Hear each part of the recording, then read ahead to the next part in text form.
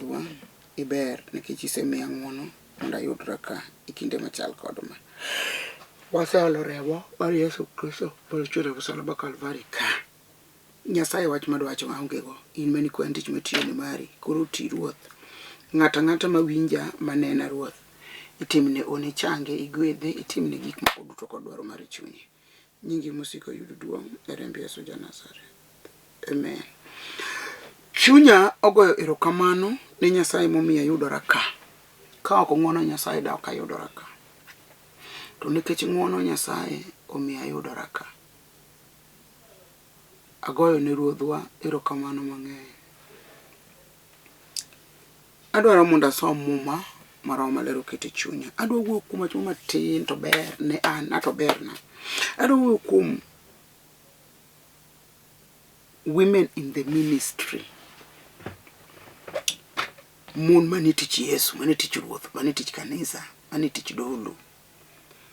Tadwa some matin kabisa kaito wabiro lemo. Ok anyal some te, ok anyal wache te, ging'eny kabisa.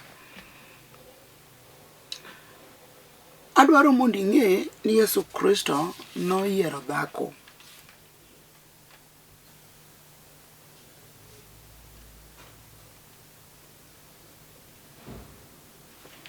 Yesu noyiero miyo. Gimomiyo awacho ni Yesu noyiero miyo, e muma mar Johana 20:18 wacho niya, ni Yesu nowuoyo kod Maria nyar Magdala. Mowuoyo kode chikiti winji. Maria nyar Magdala nodhi mowacho ni jopuonjre ne oseneno Ruoth kendo nonyisogi weche mane Yesu owachone. Ka Yesu chier, to ng'at manokwongo rado gi Yesu kochier, ka Yesu Kristo chier, to jal manokwongo romo gi Yesu kochier ne en Maria nyar Magdala. Kumonde liel kogwen, to ka liel odong' nono, to malaika mawuoyo kode to pok orado gi Ruoth. Ruoth kone jopuonjre, asechier kendo asedhi nikech nanyisogi ni chieng' mar adek to nachier. Wach matemo lero wacho ni wach maduong' kabisa kata Injili manokwongo yal ka Yesu chier. Ng'at manokwongo yalo Injili ka Yesu chier ne en dhako, Mariam nyar Magdala. En ng'at mo Yesu kwongo yiero kochier. Ti joma yier. Koro jopuonjre ne nitie, yes, but jal ma Yesu nokwongo yiero kochier, the first person ma Yesu nokwongo yiero kochier ne en Mariam nyar Magdala. Mano dhako. Awuoyo gi dhako moro mawinja sani. Webet kama ibeteno. Chung' malo titich Ruoth. Yesu nokwongo Injili mokwongo yal tik ka jawaru wuok e bur noyal gi dhako. Adwa ni mine te omak wach mar yalo Injili koluwore gi muma. Nikech dhako mokwongo ng'e ni Yesu chier koa dir jomotho ne en dhako. Chuo ne nitie, but ne ok gifwenyo ni Yesu chier odhi e polo. Ng'at mokwongo yiero okwongo fwenyo ne en dhako Mariam nyar Magdala. Mane jal ma Yesu nokwongo yiero. Ka Yesu duogo dir jomotho, to yiero dhako mondo yal Injili kadhi. Mama dwa ni bed jachir. Eneza Injili. Yal Injili. Gol jochiende. Lemne ji. Tim gik madongo mitime od lemo. Apako Nyasaye maratego. Pareni Mariam nyar Magdala odhi monyiso jopuonjre ni ng'eyo arado gi Ruoth. Ruoth osechier kendo osedhi malo kaka nowacho. Adwa ni winji ni in ema in gi teko makiyalo Yesu to piny lokore ataro. Yal Yesu ma piny lokore ataro. Webet kama ibeteno amalo titich Ruoth. Ok ang'eyo ni chuo ne ni kanye sama ne Yesu chierne.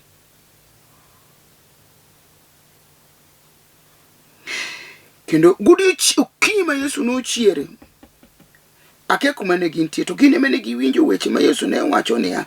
Yesu wacho negi ni an abiro chier kaeto abiro dhi e polo. To gin ne gibuok kaeto gibedo gi to. they were doubtful. Kagiparo ni Yesu kubichier ngamosa tok chier adieri ne okonya chier nikech pok ne gineno ngamo chier. Katobedo ni Yesu no chiero Lazaro mago no chalo ni gimegi lek. Omiyo chunygi ne okoyie ni jawar nyalo chier. To Mary nyar Magdala ema ne nitie ka Yesu chier.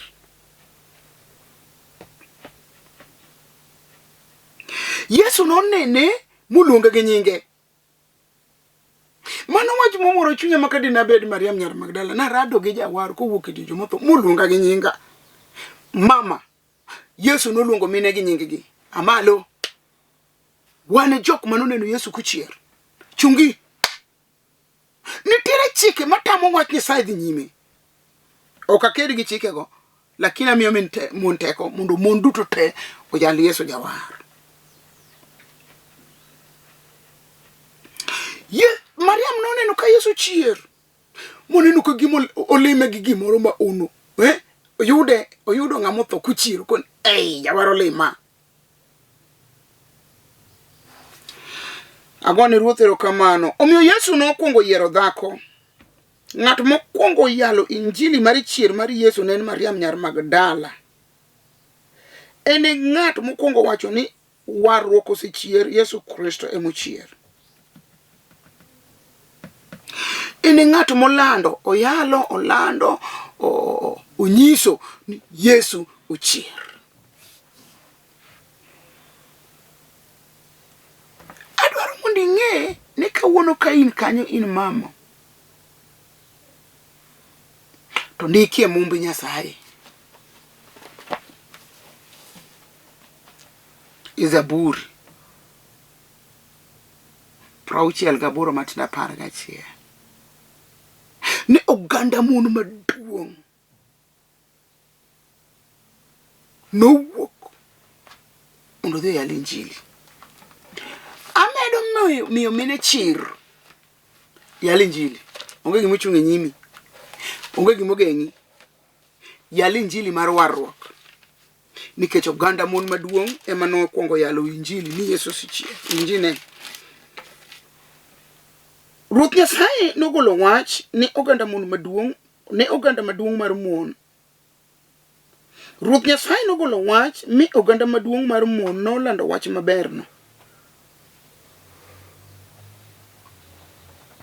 Ruoth gi jolwenjgi noringo lweny kendo mon manie mier nopogo gik moyaki.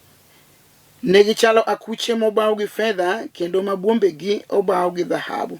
To ere gima omiyo joumoko nodong' adong'a dala karito rombe. Kane Nyasaye manyalo gik moko duto okayo ruodhi e got Sanun, e got Zalmon ne omiyo pe ochwe. Apako Nyasaye. Muma wacho ni Ruoth Nyasaye manogolo chik mondo ganda mon maduong' wuogo yal Injili.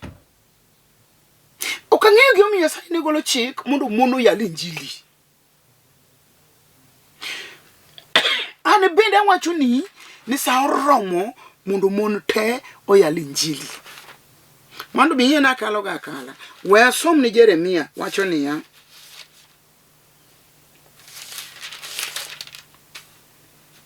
Muma mar Jeremia wacho niya.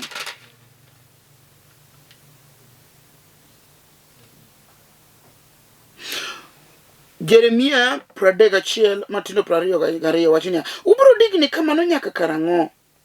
Un joma ndhokegi. An Ruoth Nyasaye asechoyo gimoro mahono. Asemiyo dhako odoko ratego mana ka dichuo. Koro an ka mondo amedi mijing'o. Dhako nyalo walo wach nikech muma wacho ni Nyasaye osetimo gimoro mahono. Osemiyo dhako bedo maratego ka dichuo. Okin dhako kaka iparono. In ono mar Nyasaye. Muma wacho ni Nyasaye osetimo gimoro mahono. Oseloko dhako mobedo maratego to ka dichuo. Oseloki bedo ratego kiyalo wach. Weluor. Ruoth ning'eyi. Ruoth omako lweti. Ruodho ni kodi. Wadhi kode nikech nogolo chik mondo ganda mon maduong' oyalo wach. E sama Mariam ne yalo wach. Akia gima chuo nowacho. To chunya to gombo mondo mon te ibed jachir. Muma wacho ni Nyasaye osetimo gima hono. Osemiyo dhako bedo maratego ka dichuo. oganda maduong mar mon nowuok mondo dhi yalo wach goko wuog mondo yalo wach. Adwaro mondo kora som mumba matiko go Injili. Muma madwaro somo wacho niya,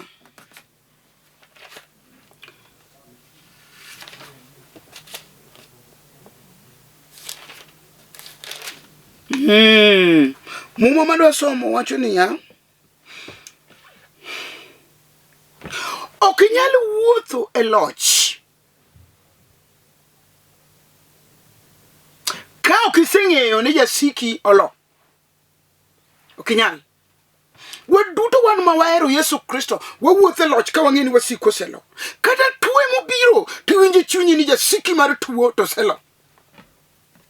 Koro mondo wawuotho e loch en ni engima wate nyaka wang'e ni jasiko oselo. Kawuono an ka monda koni obedo chiende motami nyuol winje chunyi ni jasiki oselo sani oloye.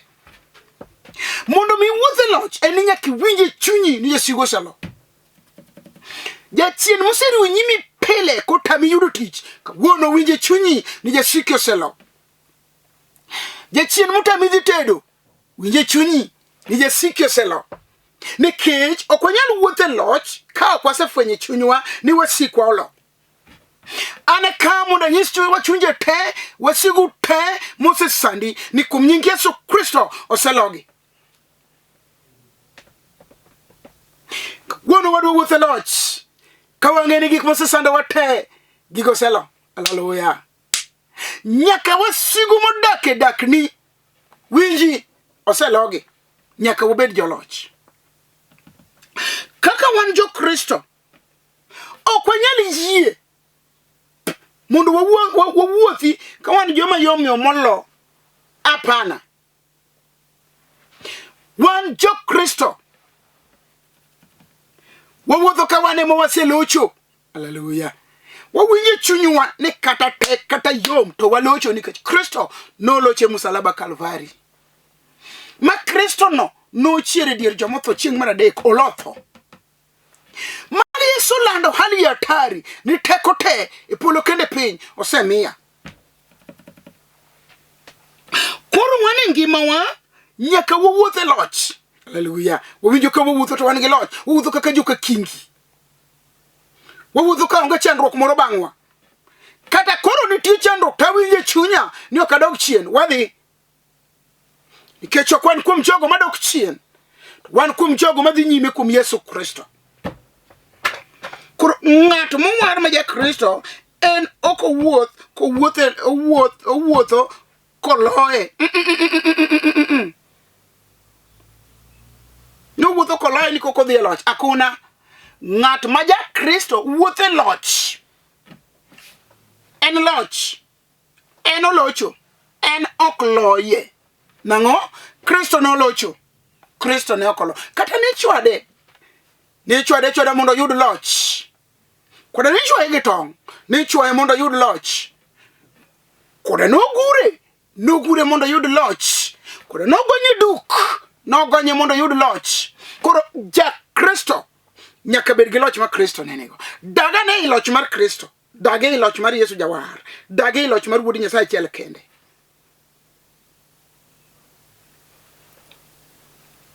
Bende wan ok wuothi e to.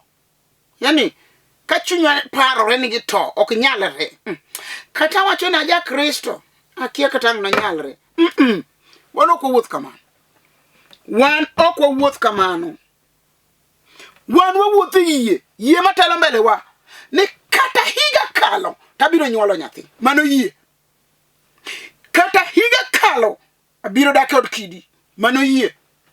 Kata higa kalo abiro riembo mitoka. Wan ok wawuotho to ka wadhi e yie. Wawuotho yie ka wagolo to. Gima ok nyalre no yie kele mo nyalre. Koro wawinjo niya anabiro bedo landlord. Mano yie. Mane machoko pesa udi ma ji odake. Mano yie. Yeah? Anabiro dake gorofa magero. Mano yie. Tiwinja kidhi yie no idhi ni gino nyaka timre. Athina somo nyaka university mano yie. Fito onge but fi nitie kokalo kuom yie. Iwinjo chunyi ni kata ji chaya sani. To yie ma an go. Jogo biro gona sarut gi Nyasaye matingo nikech an gi yie. Kada tije tamre ma ji wacho ni sombi nono. Winj kiwuothe yie ni biro yudo tich to maduong'. Kinde moko josiepna moro gochona ahero jalo zaidi. Kwan bishop ne lemna adwaro tich gi jo KRA. Tadwaro tich kama KRA yani nitie kama no wacho nodwaro kodwaro KRA ni ji nitie. Nitiere kamoro mabeti ni malo manodwaro to pok no dhi even though no apply pok no yudo dwoko. Koro gocho adoni lemna. Nie akoni ara walemo kacho ndiki ngima dhano chakore dhi chunye ketne lwiti dhi chunyi ngena kiaye to nyaka sama wueko ni akiaye waroma rome sime wanendra nene sime an pukarado kode to kana tieko lemo to wagoni amen ne okotieko juma kapoko lunge kama no dwaro cha the position mano dwaro ema no yudo mano yie nyo chako gocho koni winjo angenye sachi sani kora bene chako meda cheo nyase ora application adwa no meda cheo lemwa tieni ni engi yie ni ka lemo to gino timore chieng moro no dake ot maber kabisa mar 1965 to ichonge pesa onge rento medore makako chul onge wuono to biro ni koro kaw gige te expensive things mage manong'iewo gi pesa ne nyaka mitoka mondo chul gowi mar ot to gochona okona ng'enya sachino ng'ani obiro mondo maya giga otamore winjruok koda mokelo polise moko ma jo mecho mondo maya giga nyaka mitoka gi mondo na mane ot nikech rent mar ode. Tanyise na dir ni walamo sayo kono miwa wich kuot Jehova oluro wich kuot nitiere gik makinyiso Nyasaye to kanye motimo kodwar wich kuot akoni walemo par Nyasaye no to ang walemo to nitiere kaka ne wawuoyo gi Nyasaye wuoyo go Nyasaye nitie weche makiwachone nitie weche moko ma Nyasaye kane file to kopar to nitiere wach makinyiso Nyasaye to Ruoth timo sano kaka na lemo katieko mago amen maber ema landlord pod chunge nyim ng'ato gi polise ne kaka nago amen no wach no rumo nyaka sani onge wach machielo no dar kanyo odhi gi gache gi mwandu ne te chieng moro nyocha simba po makasiling odonje 3,000 to ngamoro na pesa to kang'iyo taydo mana kosiepna masibet ka konyo lamono matimo nende no tagochone tapenje ni yoro na siling 3,000 ma yoro ni watim nango nikech nendo kawan gi project moro kora weni mar project aparo ni koso na rwake WhatsApp project kona pana aparo Nyasachi to chieng moro golo landlord gi police nyima aparo Nyasachi mumi adonjo office mar KRA atiye amana nyiew ni go lunch cham lunch iwinjo okwa wuothe to bendo kwa wuothe luoro to wawuothe chir wabedo gi yie to wabedo joloch wawinjo nyani wan joloch kada pok waloyo to wana joloch to waloyo ne ok ng'eno nyal dhi KRA otiye be ok chand chunya nikech ang'eyo jal mawuoyo kuome adier ok chand chunya ang'eyo jal mating'o ang'eyo jal matiyone ang'eyo jal manowuoyo koda kapok achako kata yalo koni in Injili mibiro yalo bro lorore piny ngima adier lorore nikech Nyasaye gima wacho kokal koro wan wawuothe victory ok wawuothe jomolo wawuothe jomolocho ere ng'ama winje chunye mondo loch sani kech nitie teko ka ibiro bedo jaloch chieng moro initim neno wantie kod pastor wa Samuel Nyango dera Chimuro mama moro attend period. Eno attend period. Yani eno attend period. Mamu mrema katoketango onge. Bang dwechi. Ile mona tokudhi. Chimura gocho ne pastor. Akoni please. They kangane. Jadu ngane tuo. Min ngane tuo kabisa. The ketna luiti kume anmabor. Mono wane Nyasaye. To kano chopo do kama manodhoge otuo. Oul. To kana do lemoni. To keta mana lwete. Keta lwede kako ndeki. Nire nyisi ma jomi yunubedgo. Gini keta lwetgi. To joma tuo no changi. Keta. Okwarayo gigi moro. Nyingi Yesu kende. Nigi teko te. Yesu owachone gimoro moro mokwaye nyinge. Obro timo. Nyingi Yesu en nying maduong' moloyo nying te. Pastor lemone. To kaka iny piny rutu. Mama chagocha ni.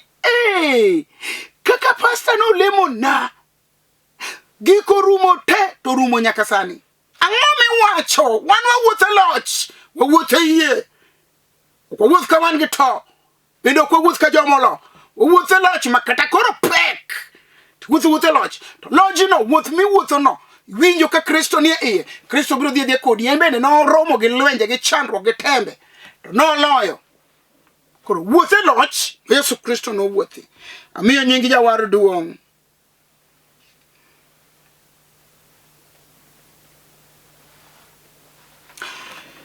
Chakruok mar locho oko chakore kuom olowa.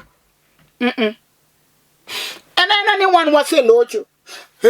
Kata kago chonga pinya lemo koni ruodhero kamano. Osona rabi isemiya bedo jaloch. To katieko tabede bedo jaloch adier. Koro ane kamo na wuogi ng'ato makongo rano, manjago rano, matuo romo.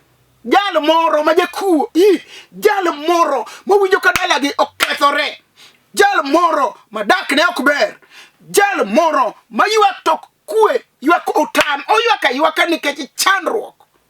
Nyasaye okele ng'ato mawacho ni pesa to an go to kwe onge pesa. Nyasaye okele ng'ato mawacho na gombo mondo rade gi Nyasaye matimo ono. Dwa neno loch mar Jehova. Ere jalno sani obiri Yesu ja Nazareth. Biro neno ono, biro wuothe loch, wuothe ne gi yie. Sama dwa lamo nini, bende gi yie. Winjie kaka Ruoth timo. Obiro muomo kaka tera. Sacho biro nyono piny gi teko mang'eny. Ne, adwa lemo ni sani Nyasache biro gi fujo. Awacho ni, udwa biro gi fujo sawa. Udwa biro ko ula mamuomo genge. Awinjo teko ne. Udwa timo ne ng'ato gimoro sani. Ne, Nyasache dwa timo gimoro sani, odwa tieko chuny ura. Winji, chuny kuong, chuny lor. Mimako dwara oyaye, olwar maonge plan. Wuono, Nyasache dwa tieke. Gete mosechwero Gijo chinde motweyo moloro mamfuko dinore ni ok nyal nyuol. Nitie teko, idwa wuothe teko sani. Ibiro wuothe loch kawuono. Bede ne gi yie ka wadhi lemo. Gimora mora mosechandi. Ubeni nitie dirami ma kinyono piny to bende nyono musmal. Nitie teko, ibiro wuothe loch sani. Bede ne gi yie. Bed gi yie ne gik Ruoth timo sani. Nyasache osetimo gik madongo ma ji timene. Apako Nyasaye maduong'. Bedo gi kiawa, bedo ng'at molo, kod ng'at maonge gadiera.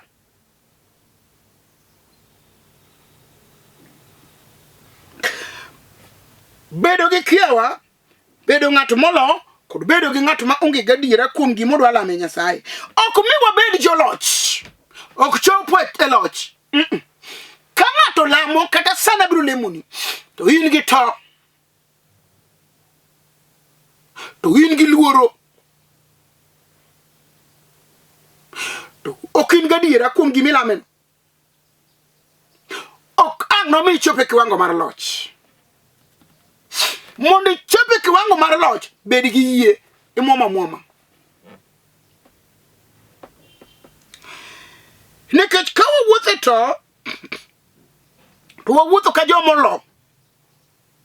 To wawuotho ka joma onge gadiera kuom gima wawuoyi kata ma walame.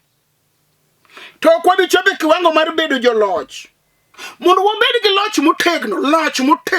motegno, nyaka wabed kod yie.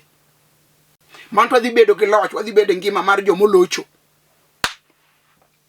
Wuoye gi nyako moro ma dichuo tamo yudo. Wawuoye gi dichuo moro ma onge dhako. Sini abachola, misumba siye. Samoro ng'ato winja sani.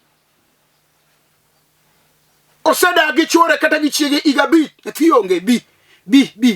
Yesu dwari sani. Nikech Yesu eme chwecho. Samoro kata mwandu miter kaja udi onge. Yesu nigi mwandu njo. Njo kwa Yesu. Kuja.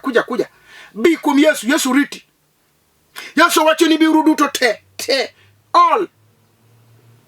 Mujon kendo mogangore mapek. Ratego biro miyo wayweyo. Sauromo mondo Yesu jawar. Umiyo yweyo kuom gik moseturi. Dwaro ni mondo wawuotho loch sani. Mondo wabed joloch. Nyak walochi wabed jomolocho. Nyaka wawuothi. Awinjo ka dwaro mondo akonyi lemo. Nikech mae gima miyo Ruoth nokela ka. Kelane gimoro mapek. Nyasaye ok mi gik moko mayot. Kel gima pek gimoro mapek. Glory. Rebe glory master. Kel gimoro mapek.